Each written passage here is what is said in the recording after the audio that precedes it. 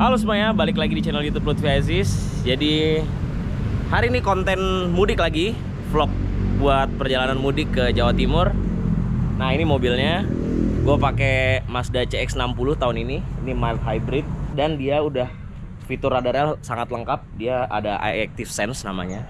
Dan ini merupakan Mazda termewah dan termahal saat ini yang dijual di Indonesia. Jadi penasaran gimana rasanya buat dipakai mudik. Mobilnya cukup besar, desainnya keren, mewah, depannya begini ya lampunya. Terus ini yang Kuro Edition, jadi dia black chrome kayak gitu, dan dalamnya dia yang apa ya, rada-rada coklat gitu deh. Nah ini belakangnya seperti ini, eSkyActiv G. Jadi dia ada teknologi mild hybridnya. Jadi hybridnya itu nggak bisa full elektrik, tapi dia untuk boost aja gitu, untuk mild hybridnya. Ini all wheel drive. Jadi dia all wheel drive, buat off-road juga bisa, off-road tipis-tipis ya, karena dia juga ada mode off-roadnya. Dan kali ini mau barengan sama bokap. Ini di rumah bokap mampir. Bokap bawa Pajero, sama adik gue yang nomor 2, yang cewek, bawa mobil sendiri, bawa Jazz karena dia udah nikah. Jadi dia mau mampir ke Jogja. Jadi kita akan jalan barengan bertiga, tapi dia ntar misah, dia mau ke Jogja. Oke. Gak usah lama-lama openingnya, kita langsung aja berangkat. Let's go.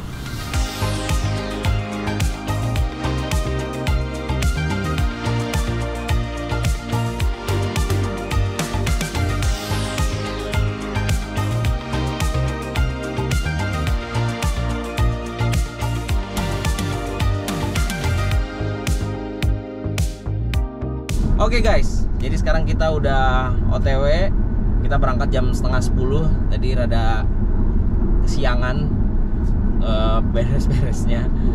Jadi ini kita lewat tol Cinere, tol Serpong Cinere. Kita tol baru. Terus kita nanti mau ke Jatinangor dulu, karena adik gue yang paling kecil, yang cowok itu terakhir dia masih harus kuliah. Jadi ya udahlah, daripada dia harus balik ke BSD lagi, udah mobil tinggal di kosan aja. Habis itu kita jemput aja ke Jatinangor. Tapi adik gue yang cewek ntar langsung misah, dia mau ke Jogja dulu ke tempat suaminya.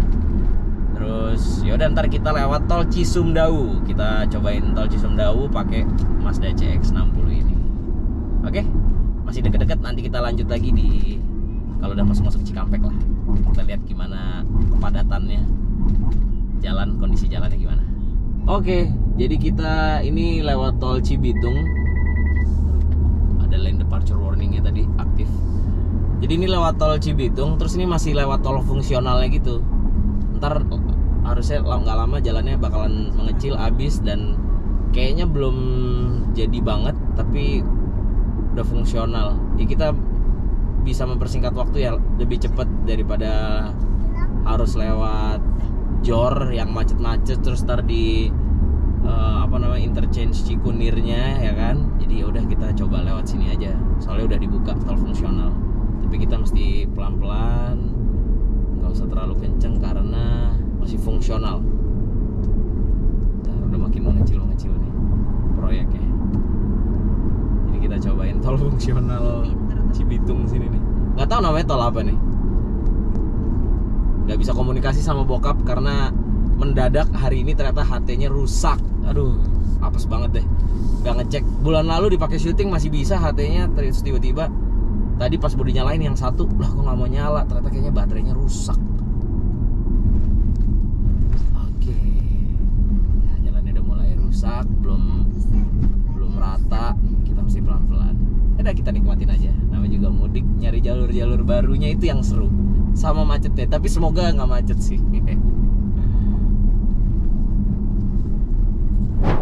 Oke, jadi ternyata tadi jalanan rusaknya itu, sambungan antara tolnya itu sedikit doang yang kita mesti pelan-pelan, dan jalannya rusak, masih proyek-proyek itu. Tapi ini udah layaknya jalan tol lagi aja, tapi belum ada garisnya aja.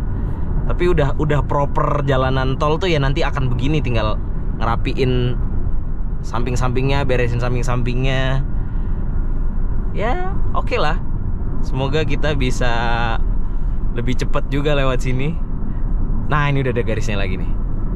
Ini di Apple CarPlay-nya, di Maps-nya aja Di mapsnya aja masih kita jalan-jalan di tengah-tengah sawah nih ceritanya. Jadi ini dia masih ngaco nih, disuruh lewat jalan biasanya. Padahal di sini udah ada tol, belum diupdate sama Google Maps-nya. Lumayan lah, kita bisa jalan 100 ini. Karena emang yang fungsional tadi itu doang tuh tadi yang jelek. Sekarang sininya udah proper lagi, udah ada rambu jalannya juga. Oke lah, oke. Sekarang kita udah keluar tol fungsionalnya. Harusnya kita itu gak lewat MBZ tuh, MBZ-nya di atas. Itu jalur wusnya juga di atas. Jadi kita Cikampek tapi lewat bawah. Tapi kita nggak melewati interchange Cikunir yang dimana biasanya di situ macet kusut. Tiba-tiba kita udah nembus nih pabrik YKK. Jadi kita lewat bawah deh, ya kan? Kilometer berapa? Coba nggak kelihatan nggak dah? Nggak ada ya, tengah-tengah kilometer. Belum tahu ya. Ya, ntar kita lihat ini kilometer berapa nih. Tiba-tiba kita tuh udah nembus di kilometer berapa sih, nggak kelihatan tuh. 24 ya, 24. Kita udah tiba-tiba udah nyampe kilometer 24 dan di bawah juga lancar nih, bukan ramai lancar tapi lancar. Nggak kelihatan rame. Truk-truk yang bukan truk sembako sudah di stop, udah nggak boleh jalan. Jadi hanya truk-truk yang ngangkut bahan pangan aja. Ini belum bayar karena tol fungsional, bukan begitu? Iya, lanjut. Yup, betul sekali. Jalan terus. Belum bayar tol fungsional. Wah, ini boleh juga nih dicoba. Nggak tahu nih video tayangnya kapan ya. Semoga sebelum lebaran. Jadi untuk teman-teman yang nonton video ini sebelum lebaran dan ada yang mau mudik mepet-mepet H-1, H-2 atau setelah lebaran H+1, H+2, bisa dicoba nih dari arah-arah Jakarta atau BSD lewat sini supaya nggak kena macet jor, supaya nggak kena macet interchange Cikunir. Tapi konsekuensinya adalah kita jadi nggak lewat MBZ, jadinya lewat bawah. It's okay kalau misalkan ini lancar. Bawahnya juga lancar sih soalnya karena truk-truk udah nggak ada. Oke guys, ini yang namanya mudik sudah mulai macet di KM 3 berapa ini ya? Ini rest area 38 bukan sih? 40 ya kan? Tuh, di KM 40 mulai macet. Di Google Maps sih dibilang plus 35 menit. Ya beginilah, kita rasakan aja. Jadi tadi harusnya di KM 36 itu bisa kontraflow ke kanan. Cuman mungkin lancar ya, tadi lancar. Jadi nggak dibuka, kontraflownya ditutup. Tapi sampai sini sih macet. Macetnya sih masih nggak parah sih kelihatannya ya. Masih jalan lancar pelan gitulah ya. Tapi sih di sini merah banget. Ya udah, oke. Ini macet pertama KM 40. Yang menurut gue belum terlalu macet sih, masih kita bisa jalan 40 km per jam. Oke, sekarang kita udah ke tol Cipularang Padalenyi Bandung. Udah pisah sama adik gue yang cewek tadi, dia masuk kontraflow. Jadi dia langsung lanjut aja ke Cipali, nanti dia ke arah Jogja. Nah, kita ke Jatinangor dulu. Harusnya sih tol Bandung sini nggak begitu rame ya. Cuman tadi ramenya juga rame, masih kondusif. Jadi begitu di sisi kanan, sisi paling kanan sama sebelahnya itu macet karena banyak orang yang mau ke kontraflow. Nah, sedangkan gua berada di sisi kirinya lagi, itu sisi sebelum bahu jalan. Nah, di bahu jalannya juga rada macet. Di sisi gua lumayan lancar dibandingkan yang di bahu jalan sekalipun gitu kan. Jadi tadi pilihan jalurnya oke juga. Jadi kita nggak di paling kanan karena takut ada kontraflow. Bener aja ada beberapa kontraflow, ada beberapa pintu untuk orang masuk ke kontraflownya. Jadi terhambat, yang di kanannya malah macet-macet. Jadi kita di kiri, sisi paling kiri sebelum bahu jalan tuh malah lancar. Yang macet dikit pelan, terus lancar gitu. Udah aman aja. Dari tadi ngikut di belakang bokap. Oke, kita udah di tol Kaliurip. Kita bayar tol dulu. Jalanan sini harusnya sih sama sih. Lagi pakai fitur semi autonomousnya, pakai fitur radar eye active sense-nya. Jadi dia bisa lane following assist, bisa belok sendiri sekali kita sentuh. Tapi kalau kita mau belok pindah jalur ya kita mesti ngesen terus pindah jalur. Nah, ini ada truk. Oke, dah ini lagi ngikutin mobil depan lagi. Nah, dah aktif belok sendiri. Adaptive cruise control. Tadi lupa nyobain sampai macet bisa aktif apa enggak? Harusnya bisa kali ya. Cuman belum nyobain sih tadi. Tadi begitu macet nggak ngaktifin fitur eye active sense-nya. Karena memang hampir semua mobil ya adaptive cruise control gitu ya. Kalau macet dia tuh jaga jaraknya terlalu jauh.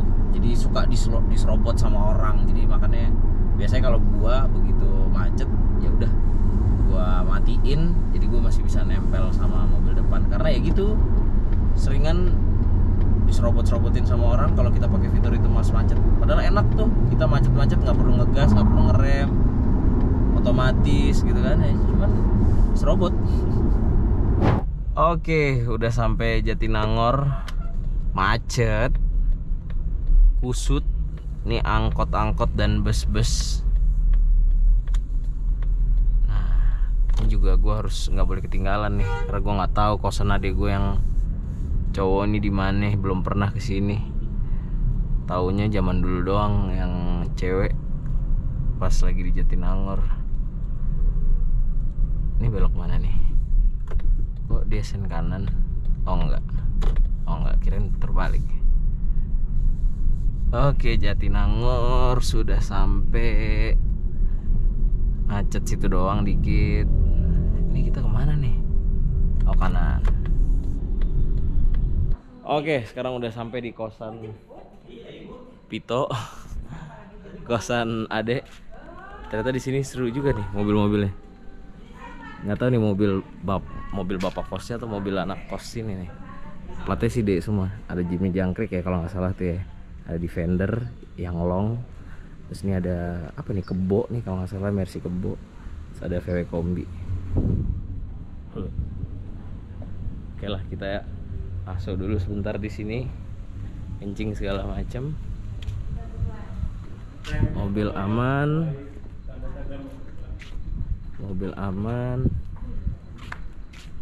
Ini 36-nya Pito di coverin, tapi cover bening, terus di bawah matahari kan sama aja kepanasan ya. Kenapa remnya? Mulai agak-agak bergetar. Bergetar? Mulai baru. Pakai topi AHT, bokap. Tracker cap AHT. Remnya agak bergetar. Disc brake depannya kita udah pernah ganti kan? Oh, bukan ganti, kita bubut waktu itu ya. Karena masih bisa kebubut ya.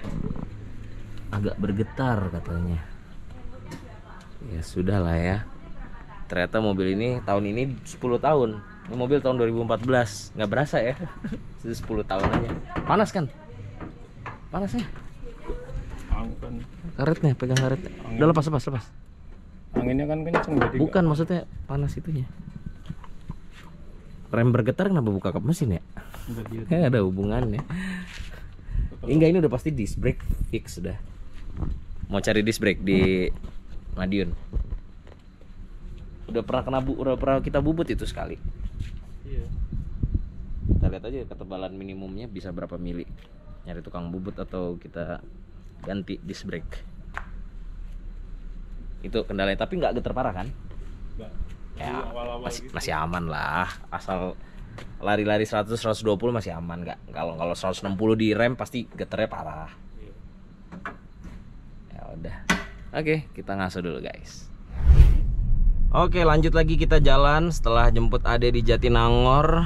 Ini kita langsung menuju tol Cisumdawu aja. Jadi nanti kita nembus-nembusnya udah langsung di Cipali. Habis itu udah deh, tinggal tol Trans Jawa aja menuju ke Ngawi. 6,5 jam kira-kira sampai Ngawi. Ini belum sama istirahat kita. Ya paling kita sampai Ngawi jam 9 atau jam setengah 10 atau jam 10 lah paling malam maksimal. Ini estimasi arrivalnya jam 8 malam. Oke, let's go. Kita langsung ke tol Cisumdawu. Nanti kita bakal ngeliat terowongan kembar yang keren. Pemandangannya tol Cisumdawu tuh keren-keren. Banyak gunung, terus ada terowongan ikonik di sana. Nanti kita lihat. Oke guys, ini dia Cisumdawu Twin Tunnel. Ini terowongan yang ikonik, dibelah di bawah bukit. Terowongan kembar. Berapa menit ya ini? Berapa panjang ya? Lupa waktu itu sempet tahu berapa panjangnya. Ini penumpang belakang sampai ke depan-depan ini. Tongteng kreator. Demi videoin terowongan. Baru pertama kali Clarissa Nora jadinya lewat sini.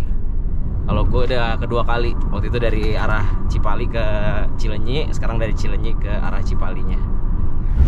Sekarang kita bahas dikit soal mobilnya.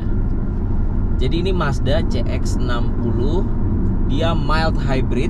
Jadi dia bukan hybrid seperti pada umumnya yang bisa full listrik tenaganya. Enggak, jadi dia mild hybrid itu buat boost aja, buat membantu akselerasi, membantu untuk bergerak penggeraknya. Jadi membantu mendorong gitu. Kayak apa ya? Kayak hybrid di Formula One lah gitu, untuk membantu tenaga mesinnya menggerakkan roda gitu. Nah, ini gue salutnya sih sama Mazda adalah Mazda ini bikin mobil ini pakai mesin inline 6 3300 cc turbo, yang dimana kebanyakan pabrikan itu untuk mobil mass produknya itu pakai mesin yang dikecilkan. Bahkan F1 aja sampai pakai mesin 1600 sekarang, pakai teknologi hybrid dan segala macamnya. Udah dikecil-kecilin. Banyak kan tuh sekarang 4 silinder 2000 cc turbonya busnya digedein supaya tenaganya bisa gede gitu ya. Enggak, kalau Mazda nih bikinnya 6 silinder gitu ya. Mesin yang suaranya sangat sangar, suaranya sangat maco. Kalau digeber tuh raungan 6 silinder tuh beda gitu sama raungan yang 4 silinder gitu ya. Jadi 6 silinder tuh kering-kering serak gimana gitu ya, beda gitu loh. Itu yang bikin beda antara 6 silinder sama 4 silinder tuh suaranya itu loh. Tenaganya 285 HP, torsinya 450 Nm. Dan Mazda CX-60 ini merupakan SUV termewah dan termahal Mazda saat ini, dengan harga jualnya itu adalah 1.188.800.000 rupiah. Ya memang mobilnya mewah sih. Eksteriornya, desain interiornya juga, pemilihan bahan-bahan di interiornya juga. Terus dia juga ada speaker Bose 13 speaker, di belakang tuh ada subwoofernya. Jadi subwoofernya itu ditaruh di tengah-tengah ban serepnya, space savernya. Terus ya dalamnya sangat-sangat mewah. Mobil yang memang mewah dan memang mahal gitu dari Mazda gitu. Build quality-nya semua terlihat mahal dan terasa mahal juga. Jadi bukan hanya terlihat mahal tapi terasa mahal juga. Dan mobil ini dijuluki sebagai the perfect of Jinbei Itai. Jinbei Itai sendiri adalah filosofinya Mazda. Itu yang artinya adalah hubungan antara penunggang kuda dan kudanya yang sangatlah menyatu, ya kan? Kalau di mobil yang diartikan adalah hubungan antara driver dan mobilnya itu bisa sangat menyatu. Kemarin tahun lalu tahun lalu gua pergi sama Mazda Indonesia ke Jepang buat ke Japan Mobility Show. Dan di sana, sambil kita buka aja lah, rada gelap nih kayaknya. Dia juga ada panoramic sunroofnya ya. Dan di sana selain ke Japan Mobility Show, gue diajak ke Hiroshima. Itu adalah kota kelahirannya Mazda. Jadi di Hiroshima tuh banyak banget Mazda aneh-aneh ada deh di situ pokoknya. Karena itu salah satu kota kelahirannya Mazda gitu ya. Dan bertemu langsung sama the father of Jinbai Tai tersebut. Ada 2 orang, yaitu Yasuyoshi Mushitani dan Tetsu Kasahara. Kita ngobrol-ngobrol, wawancara sama the father of Jinbai Tai, dan dia itu menyebutkan bahwa sebelum membuat mobil yang baik harus juga mempelajari manusianya. Bahkan the father of Jinbai Tai sampai punya buku mempelajari struktur tubuh manusia. Jadi bagaimana manusia berjalan, bagaimana manusia duduk, postur yang terbaik saat duduk seperti apa. Karena kalau hubungannya mau nyatu antara driver dan mobilnya, yang pertama harus diperhatikan adalah driving positionnya. Posisi mengemudinya harus ergonomis supaya bisa menyatu antara driver dan mobilnya, supaya fun to drive. Dan father of Jinbai Tai tersebut mempelajari bagaimana manusia berjalan. Karena berjalan tuh menurut mereka adalah ketika manusia berjalan tuh sebenarnya ada gerakan naik turun. Tapi dengan saat yang sama mata kita itu memproses bagaimana gerakan naik turun itu serasa natural. Nah, itulah yang dipakai prinsipnya untuk mendesain sebuah Mazda. Jadi keren, filosofinya tuh keren sekali. Jadi nggak heran makanya mobil-mobil Mazda itu memiliki driving position yang ergonomis dan fun to drive. Gantian nyetir dulu sama istri. Mendadak masuk Cipali, macet, ngantuk banget asli. Siang-siang silau ya kan. Aduh. Ya udahlah, nih nyokap pindah ke sini. Di Pajero bokap sama adek. Karena lagi nggak tidur. Dah, nikmatin dulu mobilnya. Oke, enak kok. Dah. Tidur dulu guys. Dah. Udah gantian nyetir lagi.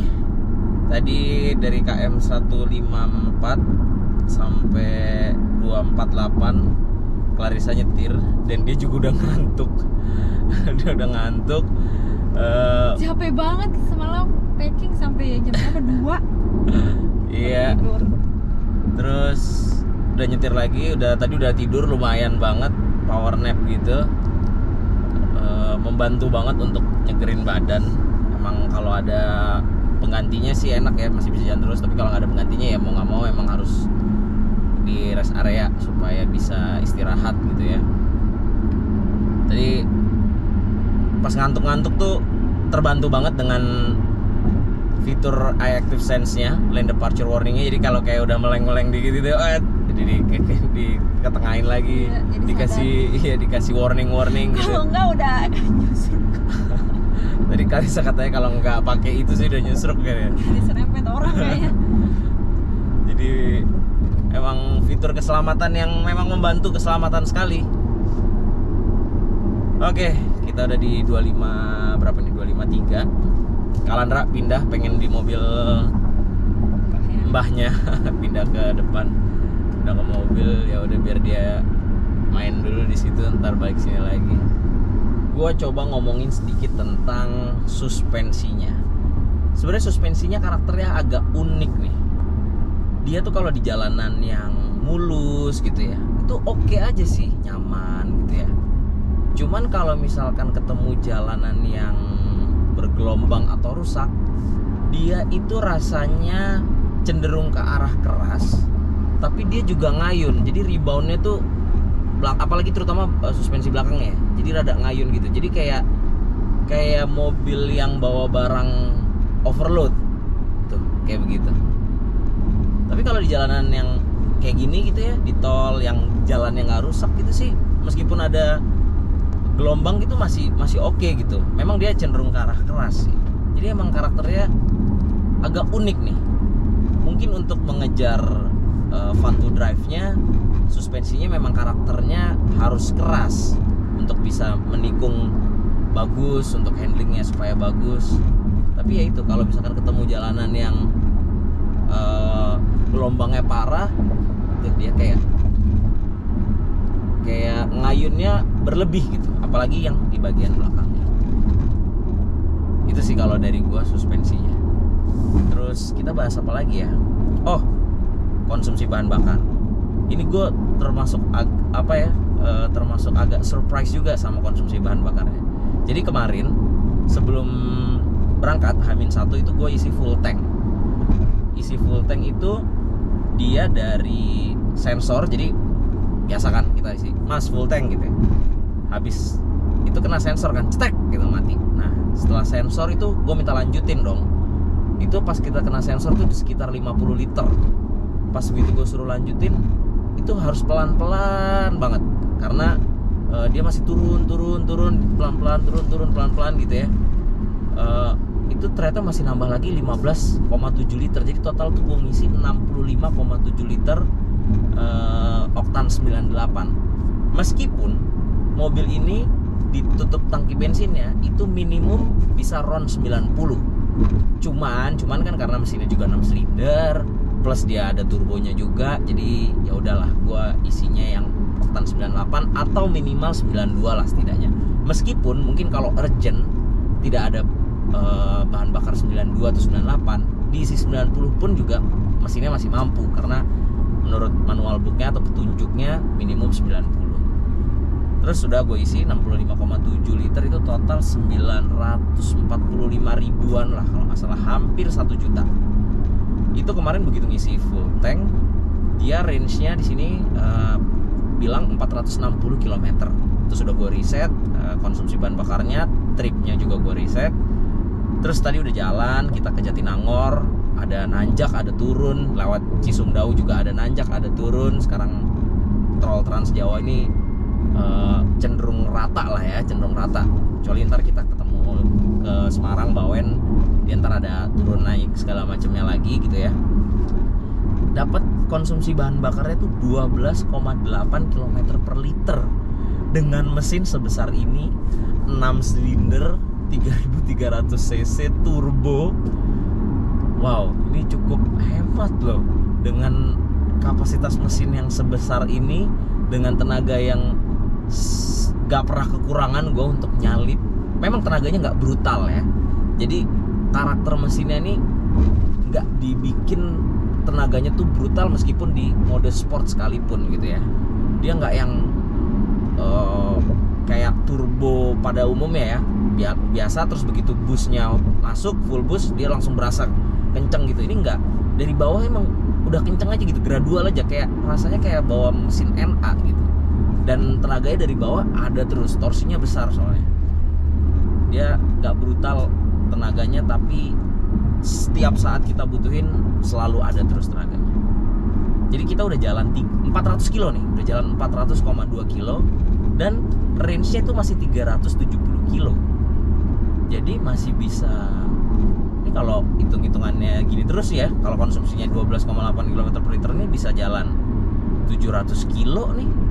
Ini mah kan 400 tambah 300, 770 kilo, hampir 800 kilo. Mungkin kalau ini ntar lebih hemat lagi bisa sampai 800 kilo ya, tapi nggak tahu, kita lihat aja nanti. Kita mau pasin sampai Ngawi, sampai rumah itu dapat berapa konsumsi bahan bakarnya dan range-nya sisa berapa.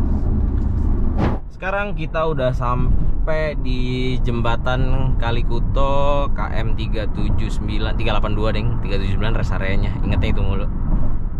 Jembatan konten yang dimana-mana orang selalu konten di sini, termasuk ini di sebelah. Lampunya mati di satu, tapi lampunya mati. Oke. Kita mau cari rest area dulu, mau istirahat lagi.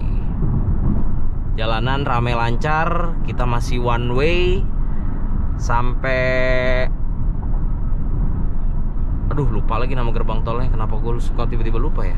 Ya udah sampai situlah, sampai gerbang tol itu. Terus habis itu kita udah nggak one way lagi, jadi tol Semarang dalam kota udah nggak one way.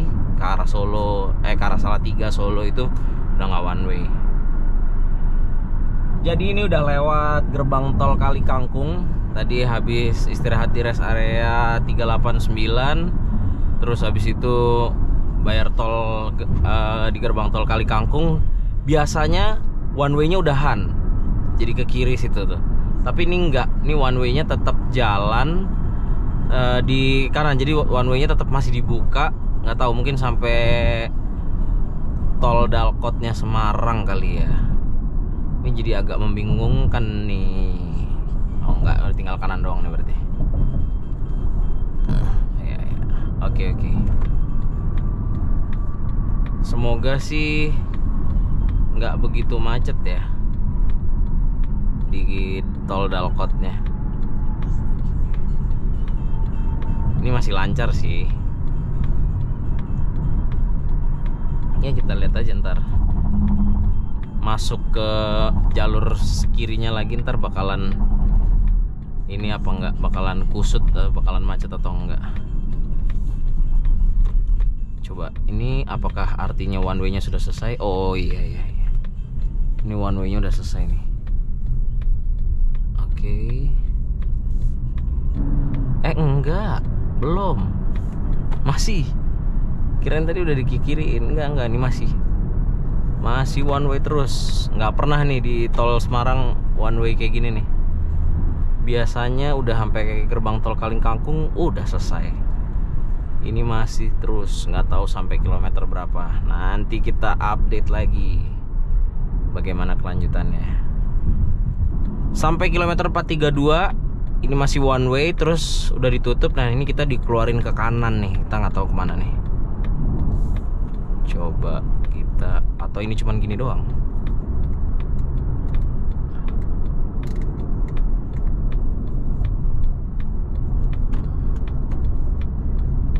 Atau lah kita ikutin aja nih arahnya kemana nih. Kita dibawa kemana? Oh enggak, udah masuk Bawen deh. Bener udah. Jalan. Iya bener. Gerbang tol Banyumanik. Iya bener. Oh ya udah, berarti masih one way terus sampai gerbang tol Banyumanik kali ya, udahan ya. Masa tol Bawen Salatiga itu masih one way ya? Nah, kita lihat aja ntar sampai gerbang tol. Kalau lihat di sini sih rada kuning nih, rada macet kali ya gerbang tolnya ya. Atau after gerbang tolnya nih udah mulai padat, udah mulai menumpuk. Loh enggak, ini gerbang tol Banyumaniknya masih nggak terlalu macet. Lancar lagi.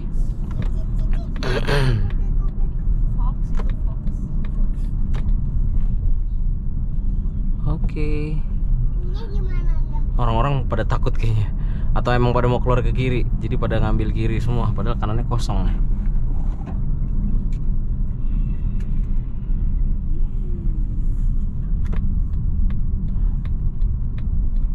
Oke, gerbang tol Banyumanik lancar.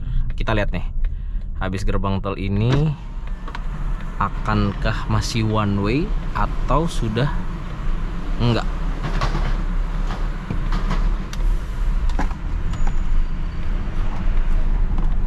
Kelihatannya masih one way. Wah gokil tahun ini, one way-nya dipanjangin banget. Nggak tahu nih sampai tanggal berapa. Apakah hari ini doang? BTW ini tanggal 6 April 2024. Masih one way guys. Masih one way. Masih one way. Mantap. Mantap. Kita lihat sampai kilometer berapa nih kita dibuang ke kirinya. Untungnya kita masih di sisi kanan jalur di one way, karena di sebelah kirinya nih macet nih, tanjakan KM 426. Macet banget nanjak. Untungnya kita masih di sisi kanan. Wah, ada anak kecil lagi nyanyi di belakang. Wah, untung kita nggak di kiri. Untung banget kita nggak di kiri. Alhamdulillah, untung kita nggak di kiri. Alhamdulillah, untung kita nggak di kiri, kita di kanan. Lancar. Oh mungkin ya, iya mungkin. Iya. mungkin karena ini macet parah, jadinya ini di one way in lagi. Padahal ini harusnya nggak dalam apa namanya rencana untuk di one way in. Wah, alhamdulillah ya Allah, untung banget. Kalau nggak kita bisa kebuang berapa jam lagi itu di situ. Kilometer 429, 428 rest areanya. Oh, macetnya mau ke rest area. Wah, untung banget nih kita nggak ke rest area sini ya. Dan nggak di sisi kiri, karena orang berusaha untuk pengen ke rest area ini.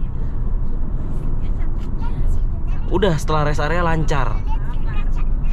Wah, bener-bener harusnya ditutup tuh rest areanya ya. Ditutup terus ada petugas yang bener-bener nyuruh udah bablas gitu. Oh iya, itu macetnya gara-gara rest area. Nah, ini akhirnya kita kena macet yang di sisi kanannya, one way-nya. Kayaknya ini macetnya gara-gara kita dibuang ke kiri. Jadi kita udah nggak one way lagi, kita harus ke kiri. Kayaknya macetnya gara-gara itu. Ini KM berapa ya? Nggak jauh dari KM, nggak jauh dari rest area Bawen tadi tuh. Oke, ya udah, nikmatin aja. Dawai juga mudik. Hehe. Iya dong, kan ada makannya pizza. Oh iya. Dari KM 432 sampai 436 masih macet. Gantian sekarang kirinya yang lancar. Kita nggak tahu ini macetnya sampai kilometer berapa dan sampai apakah penyebabnya karena buat ke kiri atau ada penyebab lain. Biasanya justru macet itu di mana namanya, di Cipali gitu ya, one way-nya gitu. Sampai sini tuh biasanya udah nggak one way, tapi udah nggak macet. Nah, sekarang justru one way sampai sini, tapi sampai sini masih kena macet nih. Tapi kalau kita di sisi kiri dari gerbang tol Kali Kangkung tadi pun belum tentu kita bisa nyampe sejauh ini karena macet banget sebelum rest area 429 tadi. Orang macet bahasa Inggris apa dah? Oke, jadi sekarang kita exit tol Bawen. Di sisi kanan tadi terlalu macet banget, jadi kayaknya banyak orang juga yang memutuskan untuk yaudah deh keluar tol aja. Terus kita lewat jalur biasa menuju ke Salatiga, lewat jalan biasa untuk masuk ke tol Salatiga lagi supaya kita di sisi kiri. Tapi banyak juga yang berpikiran sama pasti orang-orang. Jadi pasti jalanan biasanya juga macet deh. Ah, ya udahlah. Ini kanannya aja sini macet nih.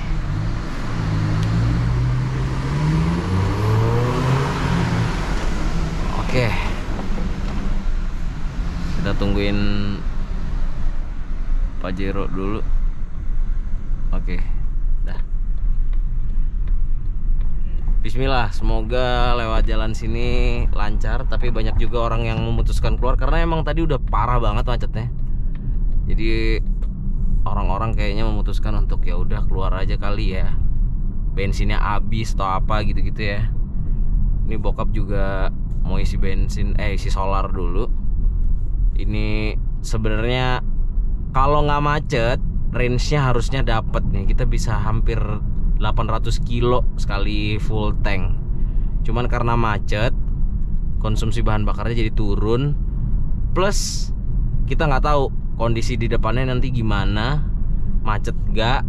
Kalau macet lagi ntar takut kehabisan bahan bakar. Jadi ya udah, ntar kita cari pom bensin, kita isi aja biar nggak was-was kalau misalkan ntar macet lagi terus kehabisan bahan bakar.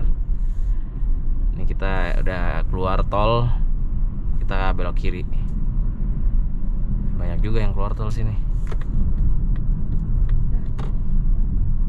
Dan betul sekali, jalanan biasanya juga padat, rame karena banyak yang keluar dan pakai ide pemikiran yang sama tuh. Orang-orang pada keluar karena mungkin pada lapar, butuh makan, butuh istirahat.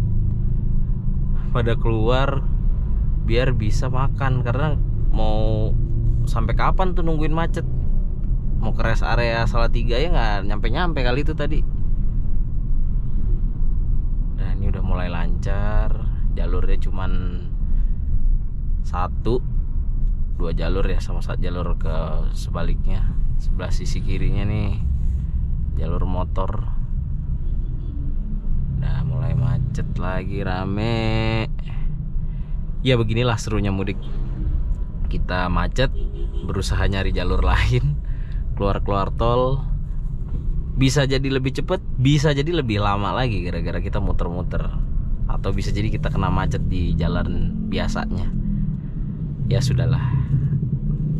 Dan ternyata begitu kita sampai di Salatiga mau masuk tolnya lagi, ternyata nggak bisa, ditutup. Dan banyak juga mobil-mobil yang exit di Salatiga. Kayaknya tolnya masih macet parah.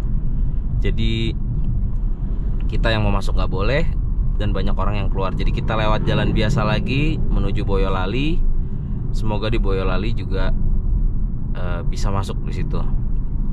Dan dari tadi kita nyari pom bensin, itu semuanya penuh, orang pada ngantri isi bahan bakar. Jadinya kita ngeskip. Kita males ngantri. Masih ada 140 km sih range-nya. Kita udah jalan 597 kilo. Cuman ya agak deg-degan juga kalau misalkan ternyata masih macet dan kita harus lewat jalan-jalan biasa begini nih. Kalau lewat tol sih ya harusnya aman ya. Cuman ya semoga ntar di Boyolali udah mulai terurai, udah mulai lengang. Pom bensinnya juga udah nggak terlalu ngantri banyak. Jadinya kita bisa isi bensin di Boyolali dan bisa masuk tol lagi di Boyolali. Ini dulu mudiknya lewat sini nih, jalur lama nih. Sebelum ada tol-tol itu, kita mudik ya pasti lewat jalur ini. Dari Semarang lewat Salatiga. Kalau dulu biasa lewat Gemolong. Kalau malam kita lewat sini. Tapi kalau siang kita biasa lewat Gemolong. Jadi kita ngeskip Boyolalinya biar bisa lebih cepat nyampe. Jadi keluar udah langsung di Sragen. Tapi kalau malam, karena Gemolong itu jalanannya sempit dan gelap, serem gitu ya. Jadi kita nggak berani kalau malam lewat Gemolong gitu tengah malam. Jadi kita kalau malam ya udah, kalau kita nyampe daerah sininya malam, kita lewatnya jalan sini nih, jalanan utamanya, jalur lama. Akhirnya masuk tol lagi guys. Ini gerbang tol Boyolali. Setelah kita melewati jalur biasa dari Bawen mau masuk Salatiga nggak bisa, ditutup. Akhirnya masuk Boyolali. Oke. Aduh. Up. Let's go. Dah. Tinggal 1 jam 15 menit lagi sampai Ngawi. Udah lancar sih ya harusnya dari sini. Kalau sampai sini juga masih macet sih kebangetan. Masuk tol akhirnya, kita udah di sisi kiri dan sudah tidak macet. Nih bekasan macet nih kayaknya orang-orang. Jadi pada istirahat di bahu jalan tuh. Karena pusing kali dia habis melewati macet sepanjang itu tadi. Deh. Tadi sih mendingan bener sih keluar Bawen, entah yang lebih cepet teman-teman yang kena macet di tol atau gue, nggak ada masalah. Yang penting jalan. Soalnya kalau misalkan nggak jalan di tol macet, berhenti diem gitu kayak mati kutu gitu. Terus nggak bisa kencing, nggak bisa apa segala macam, repot deh. Makanya tadi ya udah keluar aja lewat jalur biasa, meskipun ada lampu merah, padat merayap, tapi setidaknya jalan, nggak macet, berhenti total gitu. Alhamdulillah akhirnya udah keluar tol Ngawi, udah exit tol Ngawi 579 Ngawi Bojonegoro Cepu Magetan. Jam 12 lewat 1:00:01. Mantap. Mata udah mulai sepet. Bukan mulai, udah sepet sekali nih. Tapi biasanya kalau udah nyampe seger. Aduh, akhirnya sampai juga guys. Seperti biasa mudiknya mah sama, tapi mobilnya yang selalu berbeda, cerita di perjalanannya yang berbeda. Tahun lalu mudik pakai apa ya? Zenix. Tahun lalu pakai Zenix Hybrid. Dan mudiknya setelah Lebaran, karena Lebaran dulu di Jakarta lah bilangnya ya, Tangsel. Ya, nih truk kehabisan e-tol. Terus tahun ini pakai Mazda CX-60 mild hybrid. Oke, kita udah tol, kita bayar. Wah, berisik banget suara knalpot bus. Asli. Nah, sampai juga di Paron. Lagi nggak ada kereta. Stasiunnya lagi sepi guys. Kita lihat apakah jalanannya bagus atau rusak. Sepertinya masih sama. Kayak pernah sekali doang deh Lebaran ini jalanan mulus banget, tapi situ udah deh nggak pernah bener lagi. Selalu begini jalanannya. Pas baru dibikin apa ya waktu itu ya? Adalah pokoknya dilebarin itu pas mau bikin double railnya itu tiba-tiba ini mulus, udah sekali doang, habis itu sisanya begini terus. Udah sampai, om belum ada yang sampai. Oh, ini tetangga yang dari Jakarta juga udah sampai sebagian, udah ada yang sampai. Alhamdulillah akhirnya setelah sekian belas jam, atau udah males ngitung, udah ngantuk. Sampai juga. Oke. Wah, masih bukaan pintunya, nggak tidur orang-orang. Alhamdulillah sampai. Kita lanjut vlognya besok guys. Bye bye. Oke, akhirnya kita udah sampai di Ngawi, belakang stasiun Ngawi. Berubah nama jadi stasiun Ngawi, sebelumnya stasiun Paron. Sekarang kita lihat mobilnya, kita bahas dulu mobilnya. Semalam nyampe jam 12 malam. Ini dia Mazda CX-60 yang kita pakai, Lawson Inline 6-nya. Kita nyampe jam 12 malam. Itu total kita 15 jam. Terus kemarin dapat konsumsi bahan bakarnya itu 12,8 km per liter setelah sampai di Ngawi ya. Kemarin sebenarnya sempat dapat 13,2, tapi habis itu kita kena macet parah di tol Bawen Salatiga. Jadi kita memutuskan untuk exit di Bawen, habis itu kita lanjut lagi dan akhirnya sampai ke sini. Akhirnya kita ngisi bensin juga. Nah, dari kemarin kan gue ngomongin mesinnya ya.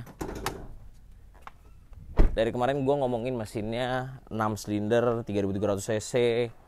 Nah, kita lihat aja langsung bagaimana konfigurasi mesinnya. Seperti ini mesinnya. Dia ini bonetnya panjang ya. Jadi karena untuk menampung 6 silinder mesinnya itu, jadi ininya panjang. Terus pakai cover, tertutup cover, jadi di sini box filternya nih terlihat. Tapi ini covernya bisa kita buka, kita bisa angkat gini. Nah, di sini ada untuk pengaitnya. Nah, ini dia mesinnya. 6 silinder 3300 cc, turbo, inline dengan penggerak all wheel drive. Transmisinya pakai 8 speed otomatis, tapi bukan pakai torque converter, pakainya pakai kopling. Tapi bukan double kopling, bukan dual clutch, jadi cuma single clutch. Nah, sebelah sini turbonya, coba kita liatin. Ini dia turbonya. Pada umumnya, biasanya normalnya turbo itu di depan nih, turbinnya di depan, kompresornya di belakang. Tapi ini dibalik nih, nggak tahu untuk apa, atau untuk menghilangkan turbo lag, atau untuk biar dingin atau apa, gua nggak tahu engineer Mazda kenapa desain begini. Tapi ini unik nih. Jadi posisi turbinnya itu di depan, di belakang, kompresornya jadi di depan sini. Jadi downpipe-nya di depan. Jadi kebalik gitu posisi pasang turbonya. Mungkin itu yang menciptakan tenaga mesinnya gradual, layaknya NA, nggak kayak turbo, nggak kayak ada turbo lag-nya gitu. Jadi dari bawah tuh udah ada tenaganya terus gitu ya. Nah, 6 silindernya ini juga nggak terlalu ke bawah posisinya, rada rata sama bagian sininya nih, nggak terlalu bawah-bawah banget, tapi dia cukup mundur. Jadi ini rada ke belakang, rada mundur, ada segini nih tuh dari bumper depannya, ada space segini ya. Jadi dia cukup mundur karena mungkin ada as rodanya ya di depan, karena ini all wheel drive, jadi karter olinya tuh pasti ada as rodanya. Yang nggak tahu lah, pokoknya desainnya seperti ini. Yang unik yang mau gue bahas itu yaitu posisi turbonya yang kebalik. Dan ini dia bagian booster rem, dia pakai elektrik. Jadi karena mobil ini tuh kan mild hybrid ya, dia tuh ada i-stopnya. Jadi i-stopnya itu aktif kalau misalkan kita lepas gas. Kalau kita lepas gas itu dia suka aktif. Tapi selama perjalanan kemarin gue matiin sih. Karena apa? Karena kalau misalkan i-stopnya aktif, mesinnya mati, kompresor AC-nya juga mati. Jadi booster remnya udah elektrik. Jadi kalau mesinnya mati dia masih bisa ngerem.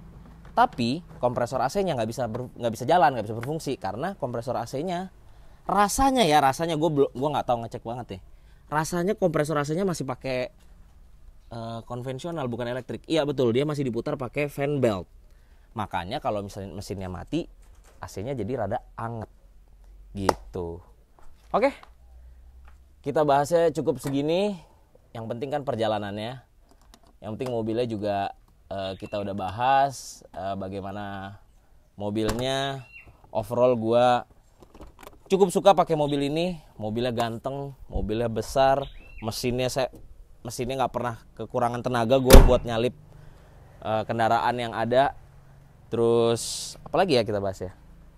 Oh nih velgnya dia 20 inch, dia pakai Toyo Proxes nih bannya 2350 R20.